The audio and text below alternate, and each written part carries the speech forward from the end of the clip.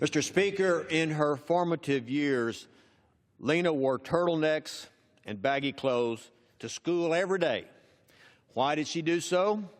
To hide the bruises that covered her entire body. Soon, Lena's abusive foster mother lost custody of her. And when her foster mother lost custody, Lena just ran away. She was 13.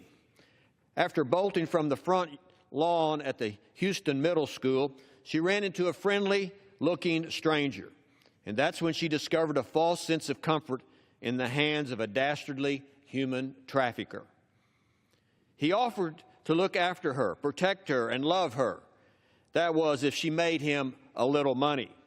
And he offered her the one thing she was missing in her 13 years, someone who said they loved her. Mr. Speaker, love doesn't come with black eyes and bruises, however. The trafficker even promised Lena that drugs so she could focus on something else while she was having sex with the buyers of children. For the next 3 months, Lena would have many different traffickers and many different buyers. She'd spend a few months or weeks with them, moving from motel to motel. Then she'd get scared and try to go back to foster care and then just disappear again. Finally, she was arrested after police responded to an internet post advertising sex with children. They arrested her trafficker in the hotel next door. And with her help, the police ultimately charged 2 individuals with forcing a child into prostitution, or human trafficking, as we call it.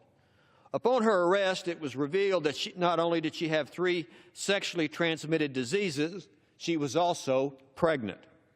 The problem then, Mr. Speaker, is that Lena had nowhere to go. Authorities found themselves with an abused, traumatized, demoralized trafficking victim, a child, on their hands. And remember, Lena was a victim of crime. She was not a criminal. Children cannot be willing prostitutes under the law. But there were no resources to put her anywhere, no resources to get her help and the support that she needed. The very limited number of nearby trafficking shelters were all full and no place to send her. So she was locked up in the county jail. Victims of trafficking, Mr. Speaker, do not belong in shackles and orange jumpsuits.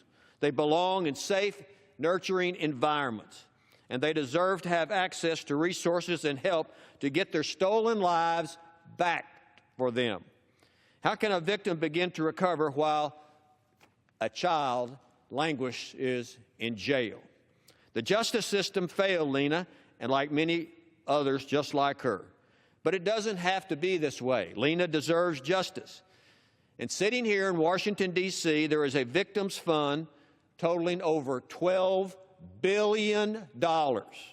Money in this fund comes from fines and fees imposed on convicted felons, people like deviants who trafficked Lena.